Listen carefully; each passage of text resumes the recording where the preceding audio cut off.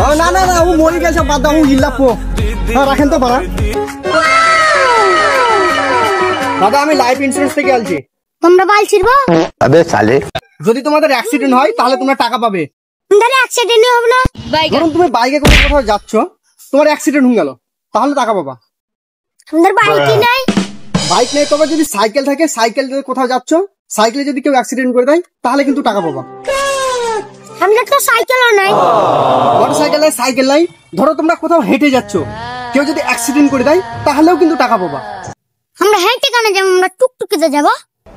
ঠিক আছে, তোমরা টুকটুকিতে যেছো, টুকটুকি যদি উল্টে যায়, তারপর তোমাদের দুর্ঘটনা হয়, তাহলেও কিন্তু টাকা পাবা। আমরা টুকটুকি থেকে লাফিয়ে যাবো।